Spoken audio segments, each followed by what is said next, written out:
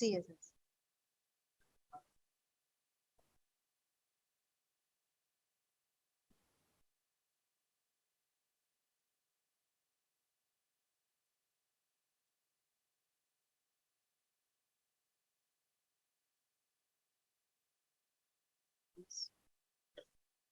Bueno, buenas tardes.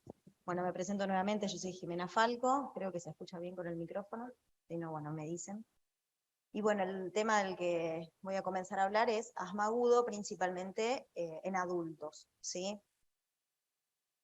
Bueno, comenzando un poco con la definición de asma, ¿sí? La guía española del manejo de asma define esta enfermedad, ¿sí? Como una enfermedad crónica, inflamatoria crónica, ¿sí? De la vía respiratoria. En esta patología participan distintas células, mediadores de la inflamación, ¿sí? Que, condicionada por factores genéticos, conlleva a una hiperrespuesta bronquial y obstrucción variable al flujo aéreo, ¿sí? Esto es parcialmente reversible, ya sea espontáneo o por efecto medicamentoso. La guía Gina también define a la enfermedad como una enfermedad inflamatoria asociada a hiperrespuesta bronquial y obstrucción variable irreversible de la vía aérea. La prevalencia de asma en el mundo, fíjense que es hasta más o menos 12,6%, y en Argentina, en adultos, adolescentes y adultos, es del 10 al 15%. Es una enfermedad prevalente. Y en su patogenia, lo que hay que aclarar y lo que hay que recordar siempre es que es una patología principalmente inflamatoria. La inflamación afecta a toda la vía respiratoria, ¿sí? Incluida la mucosa nasal, no es solamente de vía aérea baja, y el estrechamiento de la vía aérea es la vía final común de estos cambios fisiopatológicos y de la mayoría, ¿sí? El causante de la mayoría de los síntomas del asma. Esta limitación al flujo aéreo, ¿sí? Y síntomas que desencadenan pueden resolverse de forma espontánea o por acción de un fármaco, un medicamento, un tratamiento que se le instaure al paciente.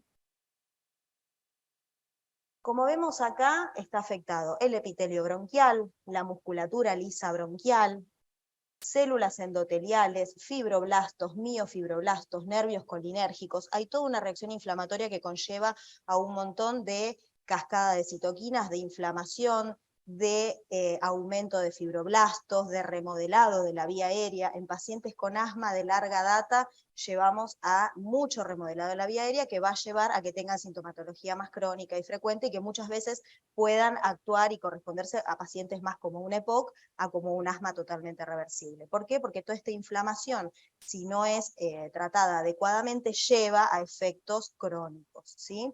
Acá, bueno, no puedo mostrar bien con el puntero, pero lo que podemos ver es mucosa, ¿sí? Músculo liso y de una vía respiratoria normal, y fíjense en cuadros de asma cómo este proceso lleva a que se inflame y se empiece a engrosar la pared bronquial, llevando a que cada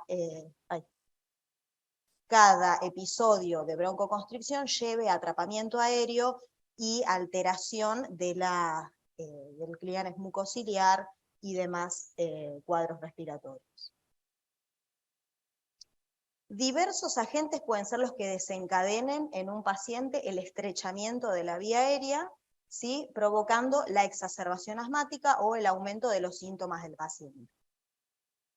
Los episodios más graves en asma suelen asociarse a infecciones virales, ¿sí? Principalmente rinovirus, virus esencial respiratorio, que tal vez ahora, justo en esta época, estemos viéndolo más frecuentemente en las guardias, ¿sí? Tanto adultos como pediátricos, que sean desencadenados estos cuadros de exacerbación por infecciones virales. Puede ser por exposición alergénica y también pueden exacerbarse pacientes que tengan exposición o hipersensibilidad a antiinflamatorios no esteroideos, al ejercicio, al aire frío o a ciertos irritantes inespecíficos. Lo principal son los virus, pero diversas son las causas que pueden hacer que un paciente desencadene una crisis, una exacerbación o mayor síntoma. La hiperrespuesta bronquial es lo característico, ¿sí? del asma. ocasiona el estrechamiento de la vía aérea, y esto es en respuesta a estímulos que para otra persona, otro paciente que no tiene asma, son inocuos, como lo que decíamos, el ejercicio, el frío, ciertos irritantes ambientales.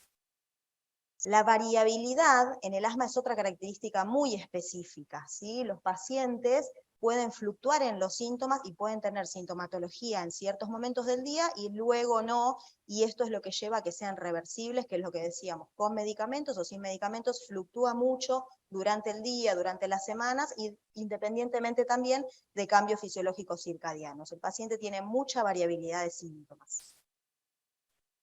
Para su diagnóstico necesitamos una anamnesis, ¿sí? Una historia clínica, examen físico y el examen funcional respiratorio, ¿sí? Que muchas veces puede ser normal, por esto de que hablamos de la variabilidad que tiene el paciente. Los síntomas más frecuentes en el asma, los síntomas que más va a referir el paciente son la tos, disnea y sibilancias, o que por ahí lo van a definir como sensación de silbidos en el pecho, sensación de un gatito o de ruidos, o que por la noche o cuando están en silencio escuchan que al respirar tienen un silbido, ¿sí? Esto puede ser de aparición episódica recurrente y provocada especialmente por alergenos, bueno, por virus y demás. Por lo menos en el 80% de los casos, el diagnóstico del paciente con asma se hace del interrogatorio, ¿sí? De la sintomatología. Y muchas veces la forma típica o de presentación del asma es tos crónica. Tal vez lo único que presenta es tos persistente, tos crónica, y es un diagnóstico que luego nos va a llevar a un diagnóstico de asma. El examen físico, por esto que hablamos de la variabilidad, puede ser totalmente normal, un paciente que se presente con síntomas y que el examen físico sea normal, o presentar roncus, sibilancias y signos de obstrucción bronquial. Y el examen funcional respiratorio, que lo que vamos a hacer es la espirometría, ¿sí? Que mide la capacidad vital forzada, el BEF1, volumen expiratorio forzado al primer segundo, y la relación BEF1-FBC, nos va a dar en pacientes que presenten obstrucción, nos va a dar una relación BEF1-FBC disminuida, ¿sí? Menor al LIN, un BEF1 disminuido que nos va a dar la severidad de la obstrucción, y respuesta broncodilatadora positiva. Esto en un paciente típico y que vemos muchas veces del libro que tiene el diagnóstico de asma. Pero otros pacientes pueden presentarse con espirometría normal, muchas veces son muy sintomáticos, tienen espirometría normal y tal vez tenemos que requerir a otros diagnósticos como medición de pico flujo diario o hacer test de metacolina, bueno, de más diagnósticos diferenciales y por ahí buscar más, pero lo más frecuente es que tengamos un patrón obstructivo con respuesta broncodilatadora positiva, y la severidad de la obstrucción la vamos a ver reflejada en el valor que tenga de el BEF1 o volumen expiratorio forzado del primer segundo. Ahora, este paciente que ya tiene el diagnóstico de asma, ¿cuándo decimos o cuándo hablamos de crisis? Bueno, es un episodio de deterioro de la condición clínica habitual que presenta, ¿sí? Que implica la necesidad de un tratamiento específico, de ir a una guardia o de consultar al profesional porque empeoró mucho su sintomatología. Denominaciones, agudización, exacerbación, ataque de asma pueden ser sinónimos, ¿sí? De la crisis de asma. Y la identificación es con aumento de síntomas, necesidad de medicación de alivio mucho más frecuente o casi durante todo el día, o deterioro de la función pulmonar respecto de la variación diaria habitual del paciente. La instauración de esta crisis puede ser rápida, ¿sí? En cuestión de segundos, o lenta en días y que comience con más sintomatología, que se vaya instaurando hasta tener que requerir de ir a una guardia. Lenta versus rápida. Es importante ver qué tipo de paciente asmático tenemos y qué tipo de crisis suele presentar, ¿sí? Tenemos pacientes que presentan crisis lentas, ¿sí? O distorsión lenta, o la que también llamamos tipo 1, que es el 80%, es la crisis más frecuente que presenta el paciente con asma, y que se produce fundamentalmente por un proceso inflamatorio, principalmente en estos que decíamos que exacerban por cuadros virales, cuadros infecciosos, y la respuesta terapéutica siempre suele ser más lenta, y es el paciente que más frecuentemente va a la guardia, que viene, que nos dice, estoy con tos, con falta de aire, cada vez peor, estoy usando el PAF de salbutamol o del broncodilatador casi a diario, no mejoro, entonces concurre a la guardia. Se instauró de forma lenta, ¿sí? La crisis tipo 1. Pero también tenemos, y que tenemos que tener muy presente, que también está la crisis de instauración rápida o tipo 2, que no es tanto inflamatoria, sino que es más bien por un mecanismo de broncoconstricción. Es lo que también muchos llaman asma lábil, es un cuadro grave, ¿por qué? Porque el paciente tal vez expuesto a un irritante o un alergeno genera una broncoconstricción severa que lleva a que tenga mayor gravedad inicial y que muchas veces el paciente pueda presentarse con un paro respiratorio, ¿sí? Entonces es de tener en cuenta. Tiene respuesta terapéutica más rápida también, pero es más grave por esto de que puede llevar rápidamente al paciente a un paro respiratorio. Estos pacientes, una vez que uno los cataloga y los ve y que presentaron esto, crisis asmática tipo 2, hay que tenerlos siempre presente en la historia clínica porque son pacientes más lábiles y es más grave, si bien no son los más frecuentes. Ahora, ¿cuáles pueden ser los factores de riesgo para la mala evolución de una crisis de un paciente con asma? Bueno, antecedentes, esto que decía, de ventilación mecánica, ya nos lleva a que es un paciente que es más grave, tal vez porque hace estas crisis más de broncoconstricción o crisis más severas, antecedentes de internación o concurrencias muy seguidas a la guardia, mala percepción de los síntomas. Hay pacientes que se acostumbran a estar con sintomatología, estar obstruidos y estar con el uso del broncodilatador y no lo perciben como grave, entonces estos pacientes tienen más riesgo de evolucionar tórpidamente. Tratamiento crónico con corticoides, ¿por qué? Porque también son muchos pacientes que continuamente van a la guardia, hacen ciclos de corticoides y tienen mal manejo de los síntomas. 2 o más aerosoles de beta 2 en poco tiempo, ¿sí? Adolescentes, pacientes con patología psiquiátrica, por lo que lleva una enfermedad crónica sumada a una patología psiquiátrica. Dificultad de acceso a la atención médica o medicación. Un paciente con asma que no tiene acceso a la medicación claramente no va a evolucionar bien, y aquel que tampoco tiene acceso a un centro de salud, a un lugar donde acudir cuando está con sintomatología, también claramente va a ser un factor de riesgo para mala evolución del asma, así como el bajo nivel socioeconómico y educativo, porque sabemos que la medicación crónica conlleva a tener que tener un dinero destinado, si no hay una cobertura social, para un tratamiento crónico. Muchos pacientes se exacerban porque tienen diagnóstico, pero no pueden acceder a un tratamiento. Entonces, eso también es algo a tener en cuenta, que son pacientes tal vez no de mal control de asma, sino que no tienen el acceso al tratamiento. Entonces, son distintos escalones para ver, a ver en dónde estamos ubicados con nuestro paciente. Ahora, en la crisis de asma es importante reconocer, ¿sí?, signos y síntomas de riesgo, incluyendo, fíjense lo importante, la medición de la obstrucción del flujo aéreo y la oximetría de pulso, ¿sí? Más allá de la sintomatología, de la anamnesis, del examen físico, es importante tener una medición, ¿sí?, de la obstrucción al flujo aéreo con la finalidad de objetivar la gravedad que tenemos de la crisis. La administración, bueno, claramente adecuada del tratamiento, incluyendo los broncodilatadores, corticoides, el oxígeno, son importantes, ¿sí?, y permiten revertir esta obstrucción bronquial.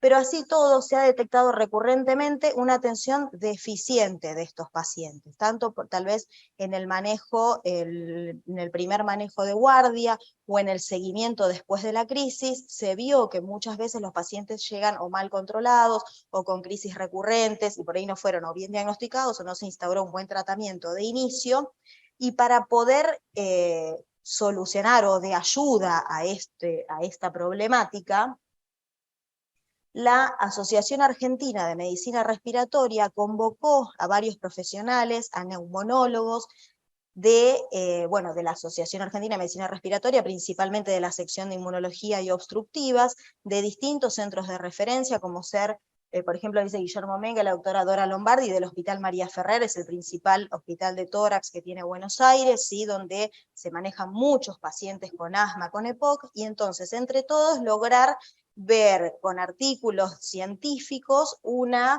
algoritmo o recomendaciones prácticas para manejar la crisis asmática en adultos. Así fue como se presentó, ¿sí?, este artículo, donde hay un algoritmo que propone una evaluación, ¿sí?, inicial en base a signos de severidad del paciente con asma, con crisis asmática, datos de medición del flujo aéreo, ¿sí?, la importancia del volumen expiratorio forzado, o sea, la severidad de la obstrucción al momento del diagnóstico de la crisis, o del pico flujo expiratorio, ¿sí?, medidas concretas y objetivas, y oximetría de pulso para clasificar la exacerbación en leve, moderada, severa o de riesgo vital, ¿sí?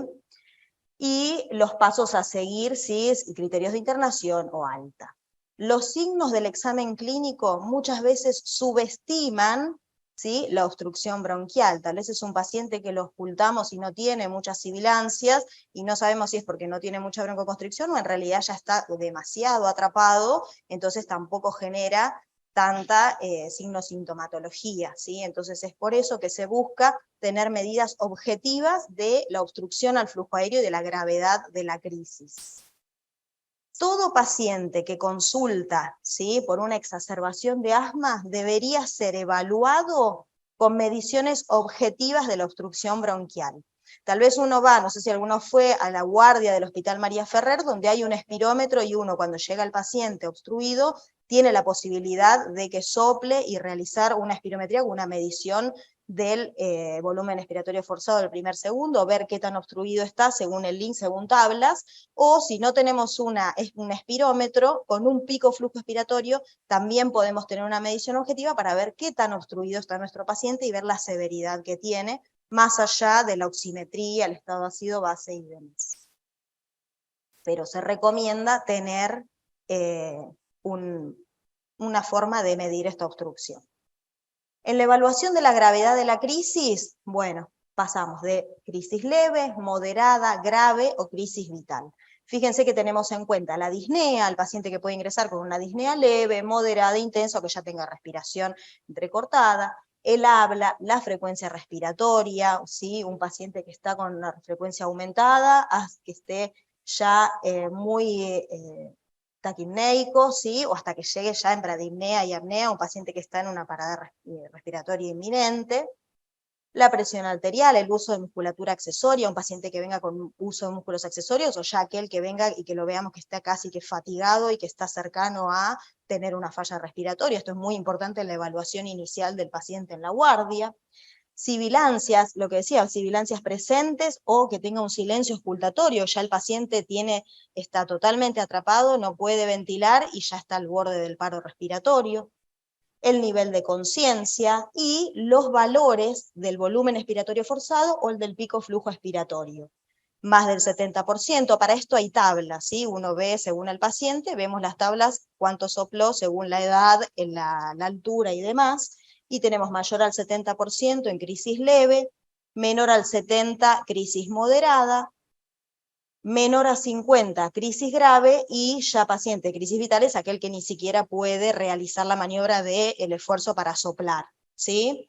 La saturación de oxígeno y un estado ácido base para medir la presión arterial de oxígeno y de dióxido de carbono, porque para determinar si estamos en un paciente con una acidosis respiratoria o un paciente que ya está con hipercapnia, que es el paciente más grave.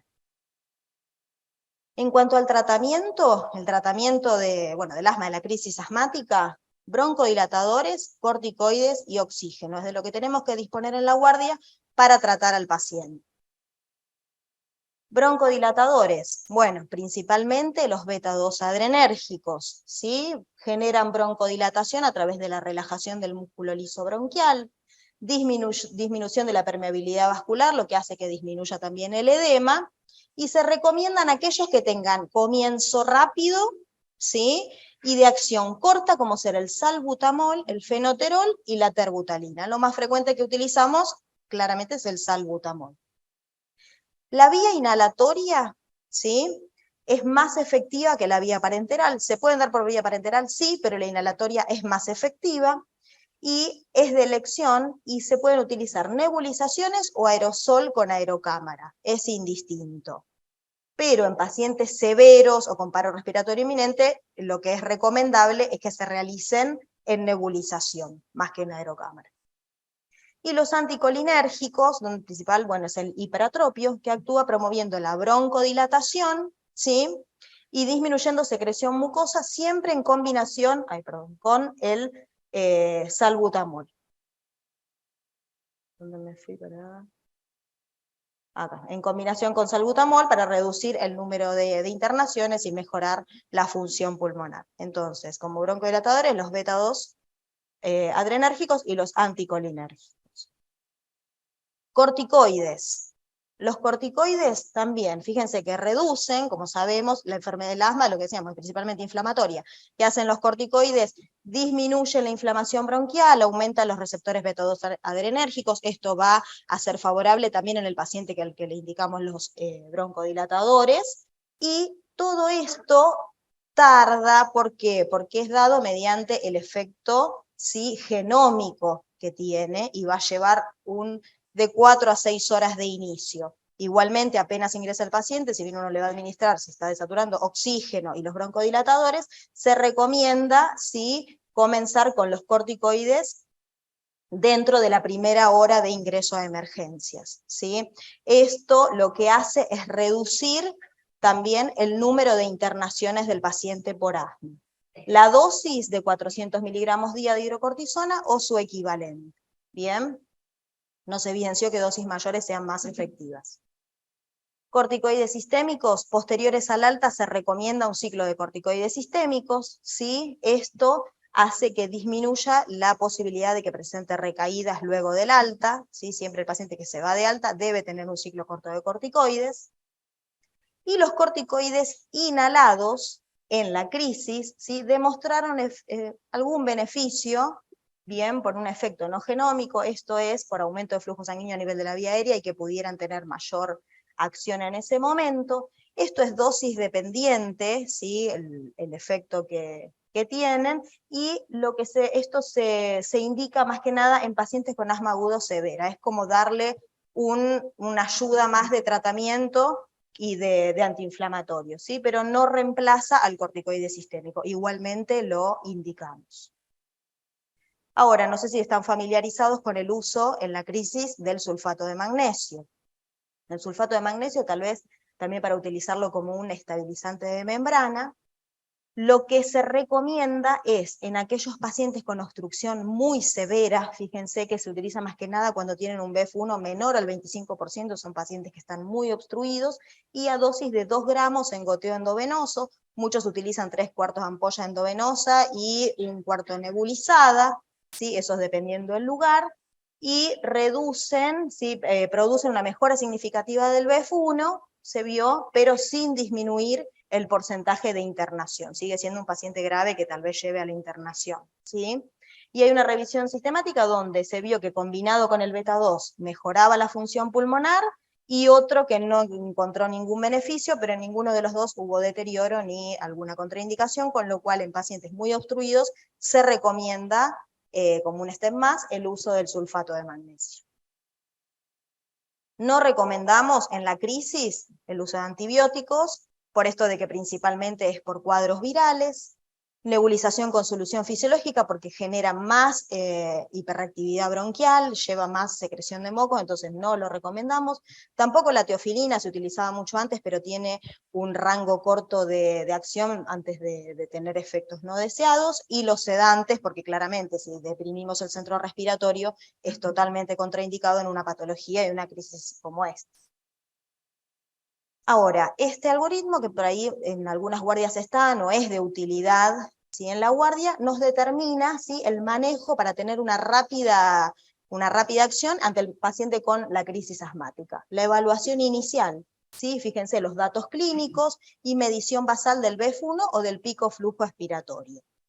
Leves, lo que decíamos, la medición objetiva de la función pulmonar mayor al 70%, saturando mayor al 95%, sin signos de gravedad, tal vez el paciente que más frecuentemente se presenta en la guardia.